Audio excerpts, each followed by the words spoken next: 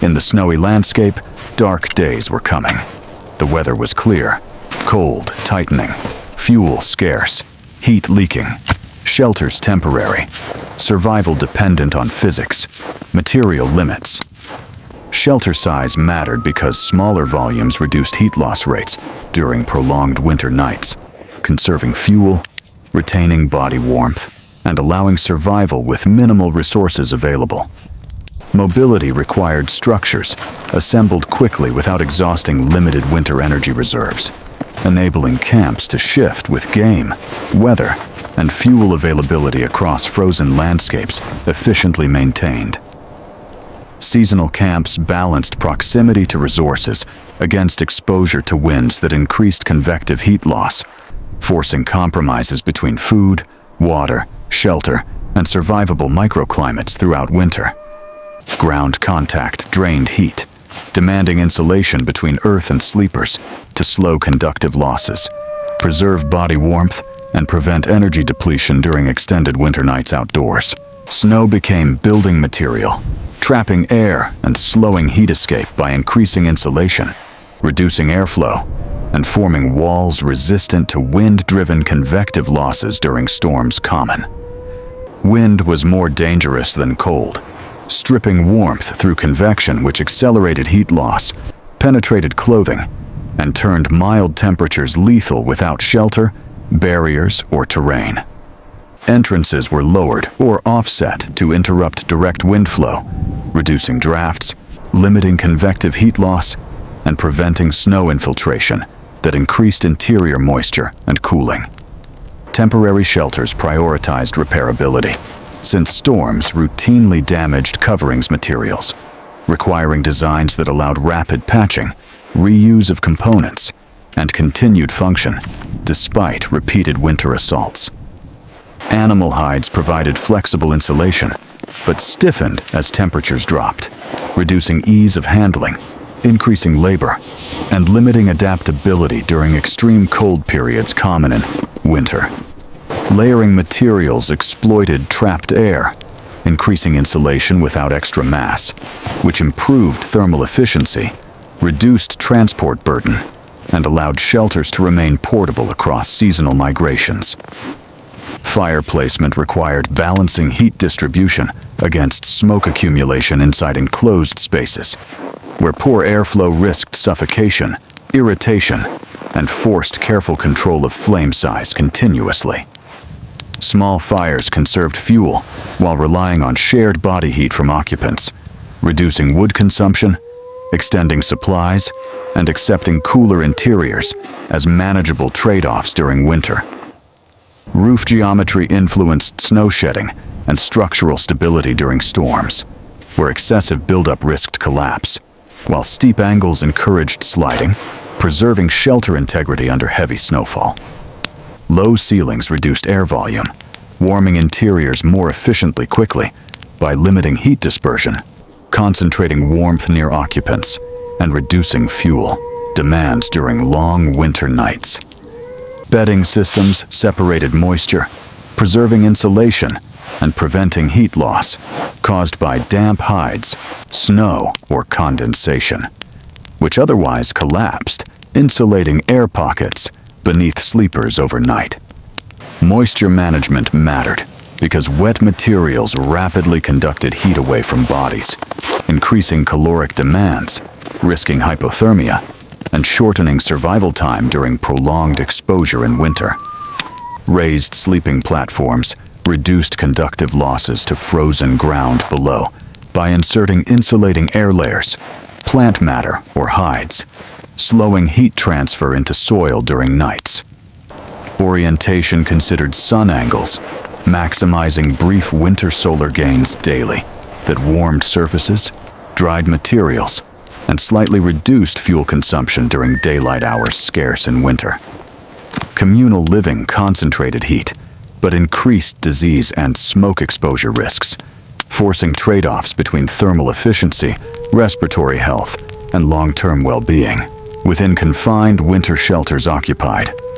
Fuel collection shaped daily movement patterns around shelter sites nearby, constrained by snow, daylight and caloric costs, limiting range, timing, and frequency of foraging trips during winter.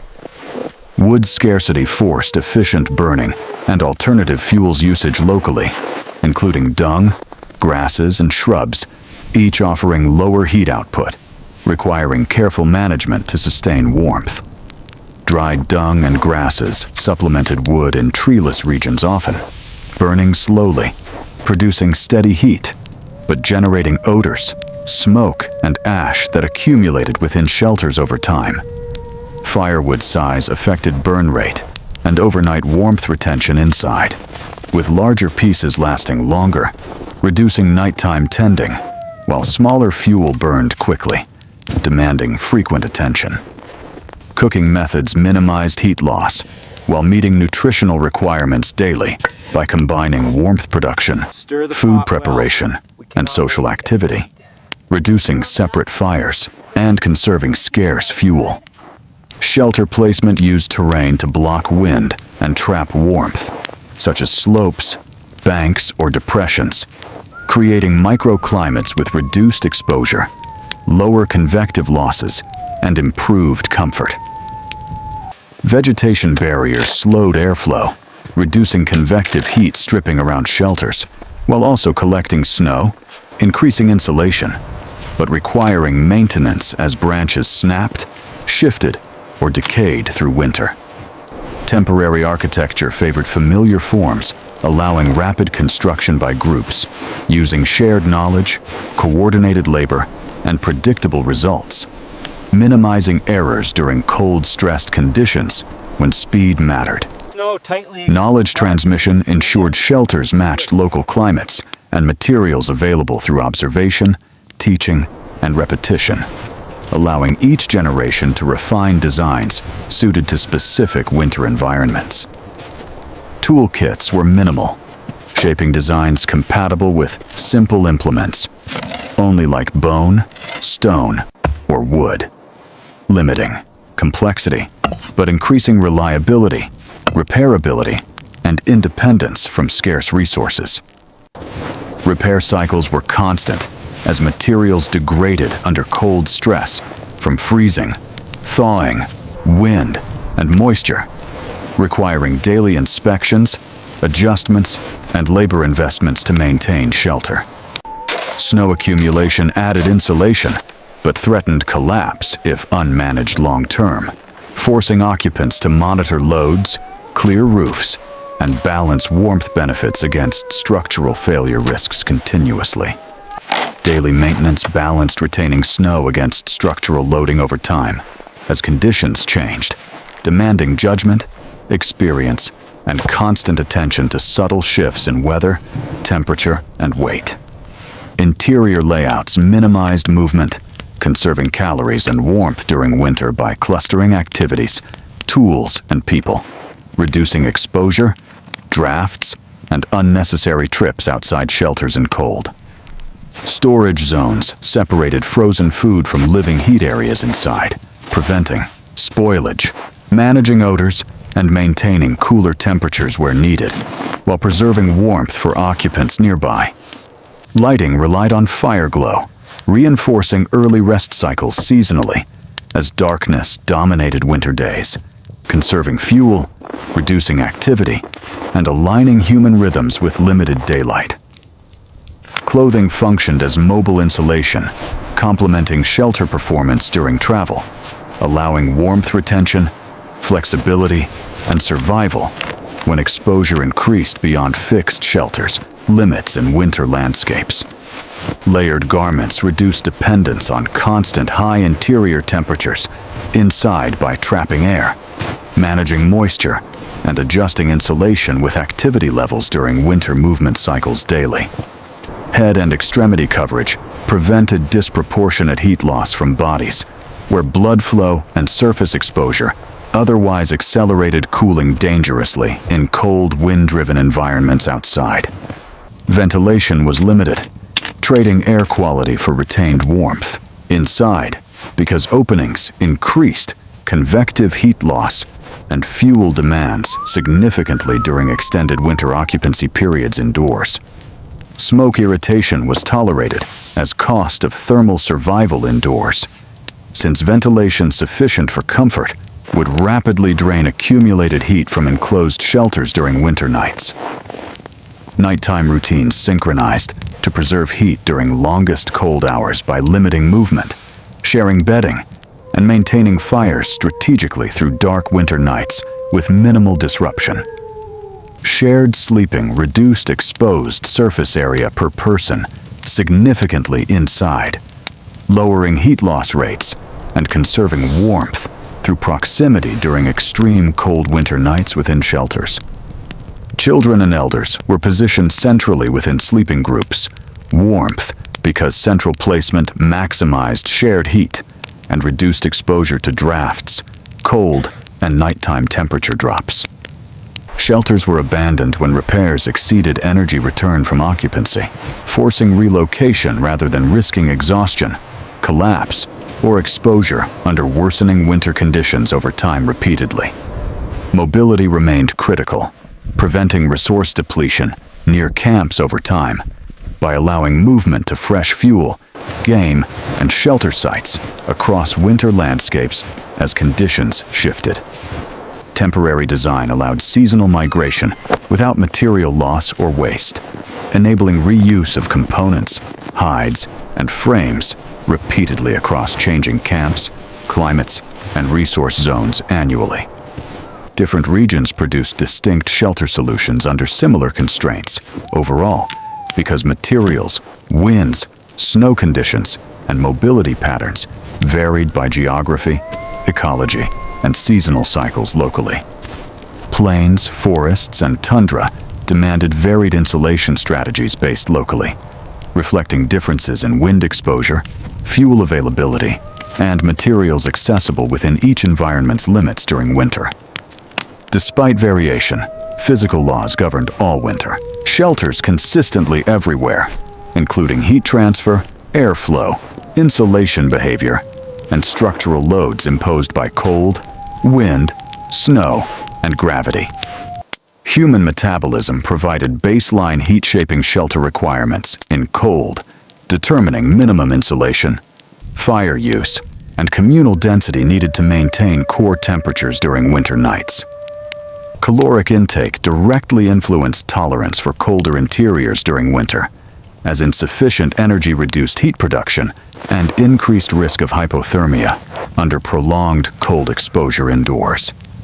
Food storage methods reduced cooking frequency, conserving fuel over nights by preserving meat frozen, dried, or cached outside shelters, limiting fires, smoke, and heat loss overnight.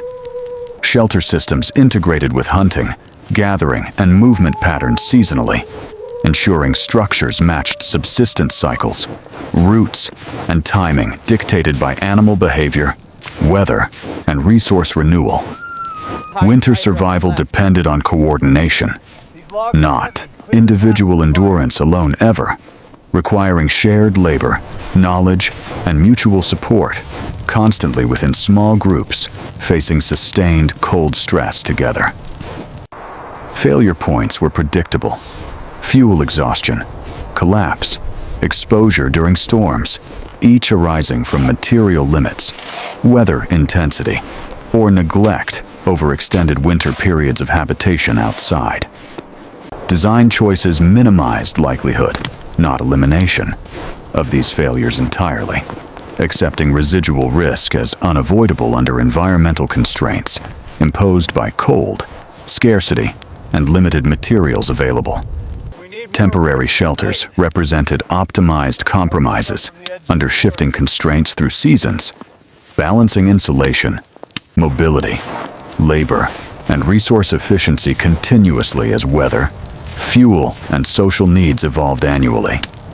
Comfort was secondary to survival efficiency and energy balance maintenance, as unnecessary warmth increased fuel use and labor demands, without improving survival odds significantly during winter.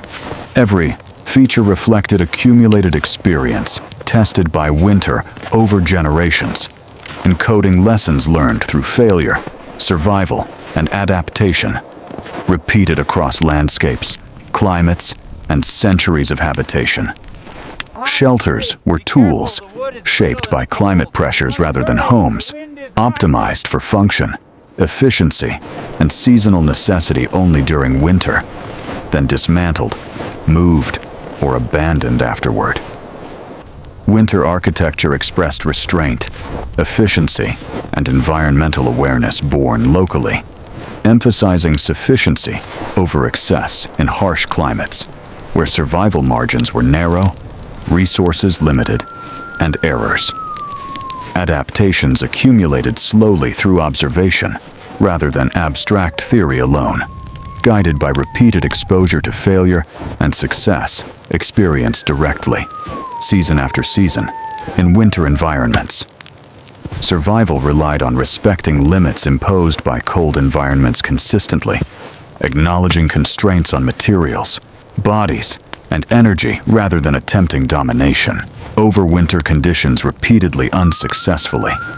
Temporary shelters succeeded by aligning human needs with physics precisely, using insulation, airflow control, and thermal mass effectively under severe cold, wind, and material scarcity conditions.